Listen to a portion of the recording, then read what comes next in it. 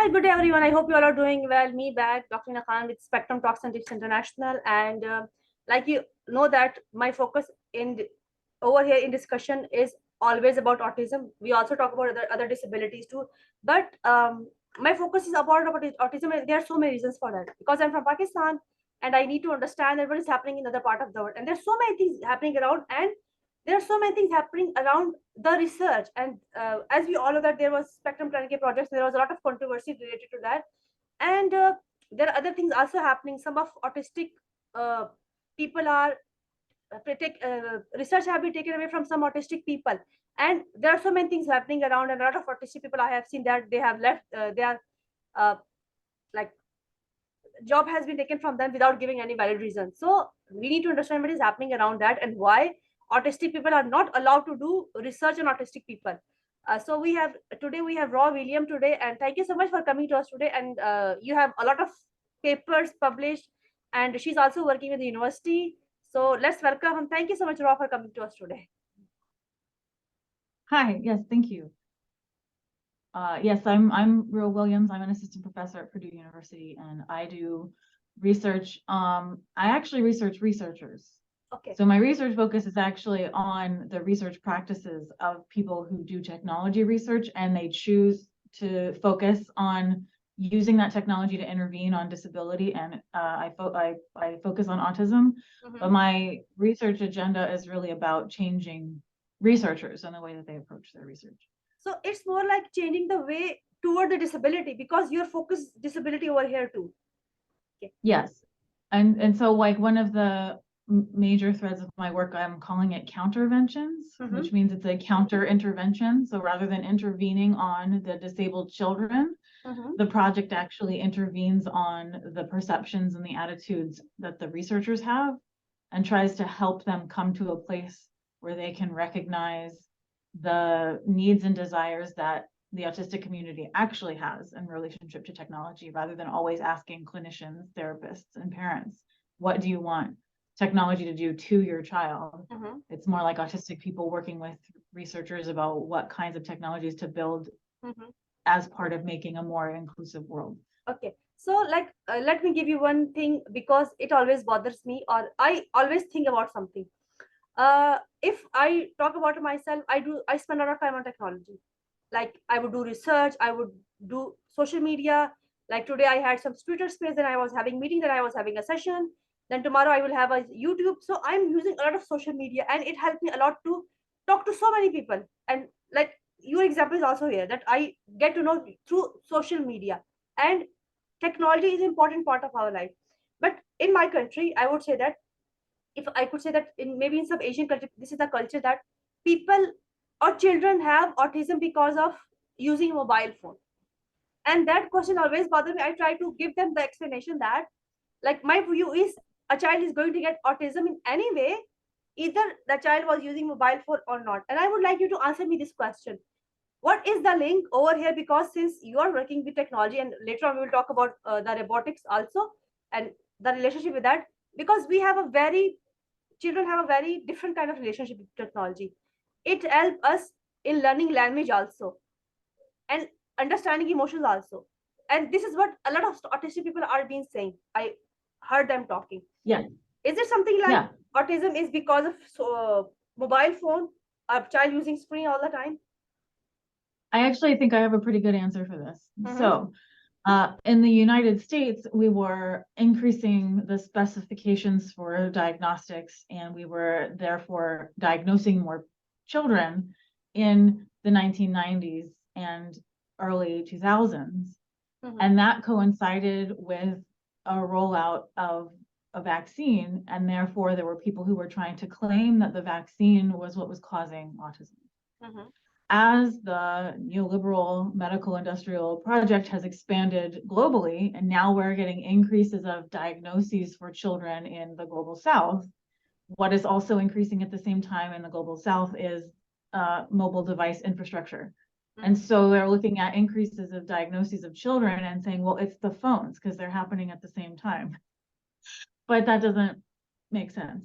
But I think that that's when you have a technology shift happening at the same time as a diagnostic shift, people want to blame the technology for that. A similar story actually was ADHD was blamed on television for similar reasons. Okay. Now, it is true that you see a higher correlation of like children that eventually become diagnosed have a potentially higher use of mobile devices, but that actually has more to do with the fact that we find those experiences regulating. Yeah. So when you're talking about a condition that's largely described by executive function conditions and sensory processing differences, the consistency and the control that you get in the world that's in this little black box is very compelling. Yeah, exactly. Versus this shit. Yeah, I exactly. swear. I'm sorry. Yeah, yeah, true. So I think that you know, we see, yes, neurodivergent children may be more likely to use mobile devices, but it doesn't mean that using a mobile device puts you at risk of developing the condition. It may be an over-reliance, or what looks like to be an over-reliance on a mobile device is an indicator that the child has a neurodivergent condition and is using the device to regulate, right? But it's not that the device gave, or it's not that the devices brought autism to the global south. It's that we brought the DSM to the global south and phones at the same time. So it's like, you know, what I feel over here is there is always a need when people go for that. So if you talk about autism, or maybe talk of ADHD or somehow neurodiversity, specifically about autism, I would say that, or ADHD, similarity is too much comforting. You know, like if something is similar, so our mobile phone is always similar. So we know that where is something, we know that where is which application. In media, we have camera, maybe we have, you know, other things also that is related to media, maybe a YouTube video player, and it will always there until unless I go and change that. And same is also true for other things too. So somebody, if they know some device and they know how to control that, in outer world it is difficult for people to control that thing. It is uncontrollable, so it brings a lot of anxiety. But mobile phone is also using as a stimming object also. Music is also using as stimming object, and stimming is something that is going to help people to regulate themselves. So I think if a child is using mobile phone a lot as compared to other children, and you see some behavior changes, you need to look for other factors too in that. So thank you so much for giving me the point over here, and this was also my point all the time, that this is what people are thinking about, and people need to understand that why it is happening. And I also tell them, you have your mobile phone in your hand all the time, and you're saying your child is using mobile phone all the time. So I need to talk to you, or I need to talk to your child, you know, because child is learning from you also. So you need to be mindful when you are implementing something over there. So since we're talking about technology over here, and uh, there's a relationship of people, because there are so many people who are behind the desk who are autistic people, we know that, like behind the software developing, maybe making games, making a lot of applications and robots too. So let's shift our discussion toward that robotic part, that like you were talking about autistic robots, and what we want to know over here, and what are your concerns over here, because you are talking about that people have been attributed just like robots, they don't have emotions, they don't have empathy, you know. So Yeah. what is So happening robotics over in here? general. So robotics in general is a discipline that has a lot of trouble justifying itself and competing for resources, right?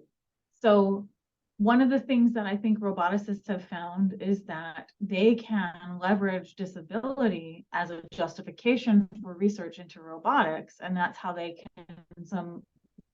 can acquire funding for their work.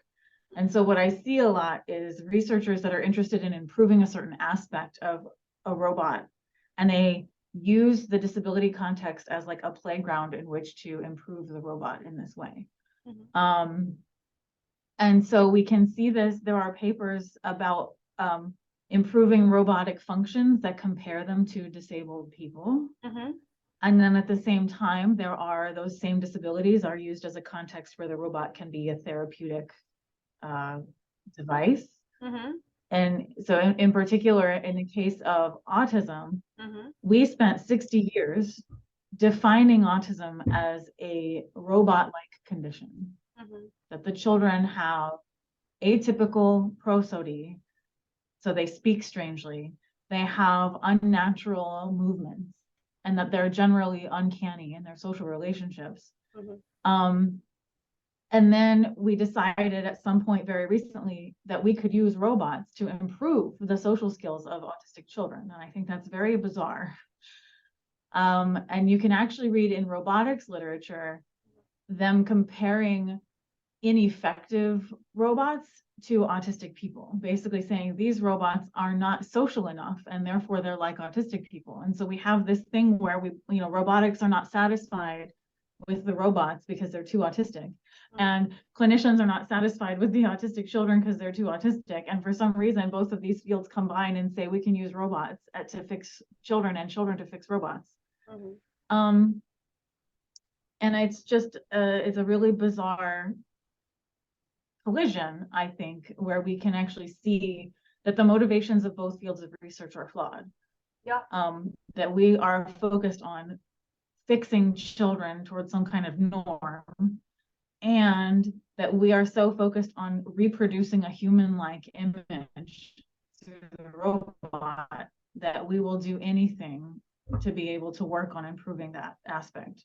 And I think that both of these things should be questioned much more thoroughly than they are. You know, and that is actually a strange combination. Like I was saying, from where people get this idea when we were talking about something, some other thing. I think that was about spectrum taker at 10K. I don't know why people get this different idea about that. You need to understand that humans are different, machines are different thing. How you can compare a human with a blender or a juicer or a microwave oven? These are something how you are like that is reality. This is what they are trying to do. Like you are trying to compare a human being with a machine that you use on daily basis. So you want first you applied or you invented some kind of people who are making people different than who they are, and that has been questioned by human rights, and that is now considered as human rights violation also. Yeah. So now, and what you are doing over here, like where you're shifting sometimes. Yeah, so this is something. Mm-hmm. Yeah, so this is something that is actually a byproduct and sort of this is something you can blame philosophers for. Mm-hmm. So in philosophy, there began this thread of trying to think about the human mind and to think about how it works. And just because we were developing computing technologies at the same time, there began to be this compulsion to compare the human mind to the computerized mode of thinking. And so this idea, we were trying to replicate human thinking in a computer, but we were also trying to understand the human brain through the analogy of a computer. And so this like computational kind of psychology was born, and it actually tainted the way that we think about human minds. And it's been actually really troubling because we're so certain that the analogy works that we forget what we're talking about. And this is where we get into a lot of confusion with machine learning algorithms and large language models like ChatGPT. And this is where we start getting confused about what makes a mind and comparing things to each other that are not comparable. And I think that this is actually one of the core confusions that we bring into other kinds of research when we think that we can fix a mind. We don't even understand the mind. Exactly. We're using the wrong analogies for a mind, and then we think that this mind is broken and that we can fix it. And it's like, we're just really not, that's not, it just really shouldn't be.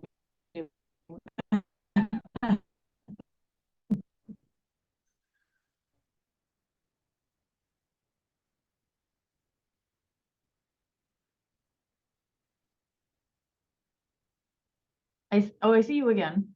Yeah, I see you again. Okay, so you know what is coming on in my mind when you were talking about it? Do you know the old ways of chipping when they used to hole in a person's brain so that the bad omens come out of that person? What is different between them Trepanning, thinking yeah. about that and making compare them with the rewards? I mean, what is the difference? Are you going backward? Because these are some backward ways of thinking about human being like that, human being like non-functional. And again, I don't know from where they get those ideas. There's something, you need some brain for that. Like, you, there's a device that you charge somehow, like you there is, that is running by electricity. Human brain is not running by electricity, you know. Human body have different function. You get hungry, you have food sensitivities. Yeah. You might have, you know, executive functions. Could be, it could get, you know, something, some could happen, something could happen to that. Then emotional regulation is there, then sensory processing is there, then sensory difference is also there. And these things are not even mentioned in criteria. Like, let me tell you something. When I was studying in my university, when I was doing that graduation, autism was only part in the DSM. We have studied autism in DSM, not more than that. And that shouldn't be the case. You know, we didn't know that much about, Yeah. what is developmental disorder, what is the neurodevelopmental disorder, what we're going to do with that. And still over here, like in our country, there's something called stem cell therapy, that it is going to cure autism. And a lot of Oh people my. making a lot of money, and they have to ban that over here. Since even then, a lot of money is coming from somewhere, from other countries, and they have made a lot of centers over there. And I think those are some forbidden things happening over here too, which people are not talking about. But since they will get data for those children, and I don't know what they're going to do with that. So I think, Yeah. So, um, there's a sort of a conceit in research that we make progress, right? And so there's this belief that, oh, we don't do trepanning anymore, we've evolved, right? But actually it's possible, and there's evidence to support this, that trepanning was done not just to ward off evil spirits, but it was done in the context of a brain injury that the release of the pressure would have actually resolved. mhm, And so it was early surgery, and it was actually, in some cases, the correct thing to do. mhm, And then we have this idea like phrenology is bad and we don't do it anymore. But we actually still have a lot of race-based feature science, and it is especially being replicated in machine learning and in statistical analysis. And it's actually something that is causing eugenic kinds of harms in societies, because we do still do phrenology, we just don't do it by measuring parts of the skull, right? Um, and and so there's this belief that what we do is scientific now and not magical, but actually a lot of what we do is still wrapped up in magical thinking, and that doesn't actually mean that magic is bad either. Like there's a validity to some kinds of like spiritual, like magic things that we dismiss, and yet our logical and empirical kinds of sciences also are failing. And I think it's because we want to believe that things belong in little buckets, and we don't want to pretend like there's muddiness anywhere. But yeah, this whole problem with not understanding autism from anything beyond like the criteria that are listed in the DSM or the ICD-10, and those are criteria that are based on basically how does the person appear aberrant in a way that disturbs other people, and it's not all about at the personal like experience at all. And this has to do with the belief that a disordered person is an unreliable witness, that they can't tell you about themselves because they're too disordered to. And so we don't ask people. We don't base the criteria on the personal experience, and we pretend like, well, you can't because they're children, or because they don't speak. But actually, people who don't speak can still communicate with you, and children can still tell you their thoughts and feelings. exactly. And it's really just a refusal to treat the object of study like a subject. It's a refusal to treat them like an equal human that can make knowledge and can help you. And you know, the thing over here is that we need to understand this over here too, because since I'm working with children, also I'm a speech therapist too. And when I used to tell this mother that your child is going to talk, and she would be looking toward me in disbelief, But even then, I get this idea what the child is feeling, and mother also get this idea what the child is feeling, what the child is trying to communicate, and family member also get this idea. So the child communicated with you without telling him, without telling anyone what is happening with him. And when the time came, then the child starts speaking. So if you look toward the criteria that we have right now, it is behavioral aspect, a lot of behavioral aspect. And I was talking to this to somebody a day before yesterday, that if we look toward the criteria, even if especially we look toward the eye contact in our culture, if a man lower his gaze, then it is shows that a man is respecting you. And if a woman choose selective mutism, then she is a very amazing girl. Like she's not saying anything, she's not defying you. So the criteria that we have, this is rewarded, Yeah. you know.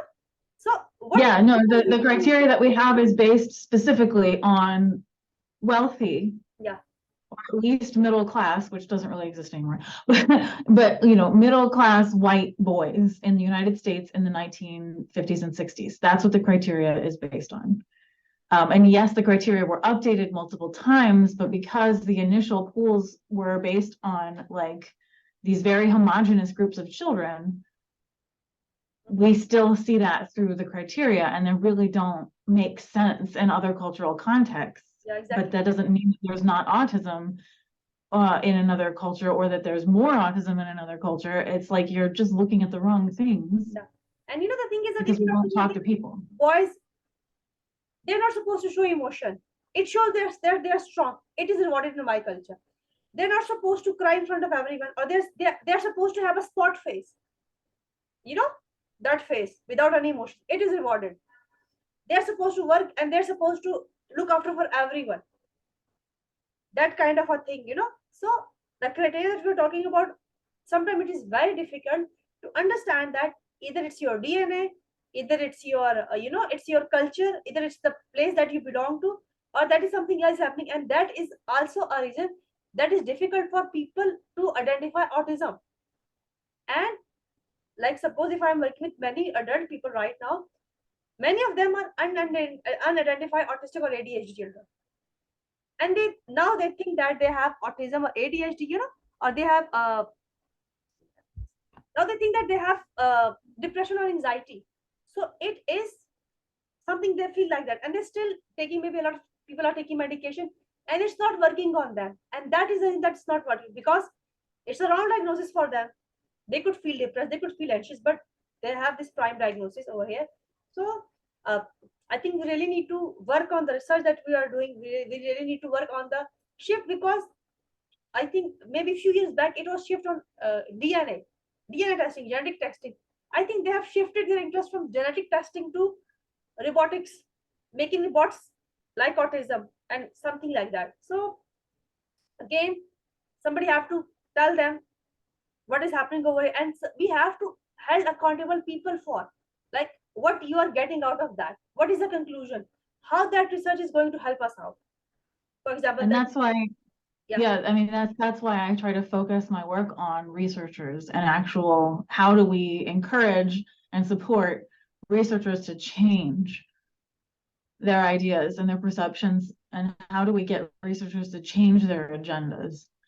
And so I'm very interested in how you get a researcher who's doing research in this very narrow and often wrong-headed kind of way to actually want to study something else, and to study something a different way in community with autistic people, and in a more meaningful, I want to actually help you change your life circumstances, and not, I want to maybe develop a drug that in 20 years will make everybody seem super normal, like something relevant and concrete. And then I'm hoping that we can actually work together to get researchers to see that this is actually a more engaging and meaningful and fulfilling and exciting way to do research. And yet, that is the reason why I'm trying to explore, and why I'm trying to talking to people to understand that, okay, for example, I belong to a third world country. What is different happening in other part of the world, where people have a lot of money and they have a lot of grants for research, and what we are getting out of that? Like, suppose before that it was vaccine. I think before vaccine that was freezer mother, then vaccine, and then this DNA testing came, genetic testing came, and there was one actually a workshop over there, and I asked her question. Do you understand that how much money is going into DNA testing and how much long and lengthy that process is? And your child is sitting over there and waiting for him to be diagnosed under DNA or genetic testing, and you are wasting that child time. Do you Yeah. understand that the child time is very precious over here? He have to Yeah. work on himself. We have to work on himself. We have to invest our time on himself instead of investing things over there. Okay, it is important, but I think the child time is more important at this moment to understand Yeah. certain things. And that's kind of what I get at in a paper I have called meta eugenics. Mm-hmm. And it's like one of the reasons we have so much research, and especially the most expensive like biomedical research that is so focused on things that are so outside of the daily lives of autistic people, is because the primary drive for this research is to eliminate the disability, is to have a future in which autistic children do not exist. And so that autistic people are not a problem anymore. Like, And so that's why all of the funding goes into these very long-term biomedical projects, because the core hope is, oh, the best outcome would be for this to never happen, so which is terrifying. yeah, it is exactly. So is it also something like, for example, something kind of 10K is also kind of biomedical kind of research, because it looked like that, and people are not talking about, but I think it's approved, and I have this. I try to talk to people about it, but nobody was willing for me with me to talk about that, because at that time, what came in my mind, because over here, if somebody get this idea that they have a girl, a lot of abortion occur over here. People don't want girls, people want boys, and same is going to happen with if somebody get this idea that the child have some kind of disability. And this is what a lot of mothers told me, because if somebody have a CP child, or they have down syndromic child, then they are asked by the doctors to eliminate that child. Like, Yes. it's not parent they're asking, but there were doctor who was asking, and who would say that this child is vegetable, he's not going to survive. And we were working with him, and there was a time when the child started running, and he was barely able to walk and barely able to use his hand. So there are always chances to improve, but we need to work on that. We have to put our resources on helping people instead of eliminating. So I think we have little time over here, and I would like to have another discussion with you too on this research aspect, because this is my interest area. Always research is something that is giving me a lot of chills. People don't know what is happening in the world. They are Yeah. not being told. They know when things are done, when things are, and when these deals are done under the table. After that, Yeah. and when they become the part of the policies, then people know that this is happening. So people are out of their jobs.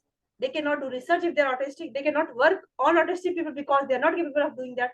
So these are something we need to work on that. And uh, at the end, I would like to request you something that, uh, uh, if you look toward, if you want to change certain things, and if you want to have a a side way, or you could say have a outweigh of certain things, what you would like to suggest over here, that how or where we need to shift our research onward, and the thing that could help other people also, especially autistic people. Yeah. So I think that we need to be much less concerned about cause. Mm-hmm. And even we need to be much less concerned about risk or even detection. Mm-hmm. Because we have seen in other disabilities what that leads to, and it leads to termination. And there's a difference between the idea that people should be able to choose whether or not to have a child, and that people should be able to choose whether or not to have that child. Mm-hmm. I have a friend whose child was diagnosed with spina bifida in utero, and she decided that she wanted to keep the child. Mm-hmm. And at every appointment, she was reminded that it wasn't too late for Mm-hmm. her to terminate. Donovan is now like 4 or 5 years old. He uses a wheelchair, but he uses it very well, and he has a lot of fun, and he's a great kid. Mm-hmm. And the doctors tried twice a month to kill him. And that is You a know, sad part of reality. You are not even thinking about children. You are thinking about the funding that you are getting from certain things, and you're justifying that funding also. And why everybody is, we have something we are called, you have some grudge on that person, so that's why you are all the time hating that person, and you're just, you know attacking that person. So what do you think, that what is the reason people are attacking autism? What do you think? I think that people are particularly focused on autism because it feels like because it's non-obvious in many circumstances, the kinds of people who would have terminated a known disabled child feel robbed. They feel entitled to a normal able-bodied child, and then when they're told at 2, 3, 4, 8, 16 years old that the child is actually disabled, they feel like they were cheated. And especially in Western culture, we're like obsessed with entitlement to a certain kind of life. And that in order to shift these attitudes that we have about disability, we really have to change what we think we're entitled to. And like what we think is actually good, or a good kind of life. These ideas about that a life is diminished by disability, they have to stop. And the ideas about it is best when you have a certain kind of normative family, that needs to stop. And if those were not interests that we had, our research would change dramatically. We would really start to be focused on the needs and desires of people in the moment in their lives as they are now, and not about this idea of like preventing any circumstance in which somebody would not be perfect or entitled to perfection. And that's a cultural shift problem, and that's kind of why I focus on culturally shifting researchers as best I can. So I think I would like to say thank you to you, because my time is going to off. It is going to turn off at any moment. Thank you so much for your time. I would like to have another discussion with you on this concerning topic, because I think we have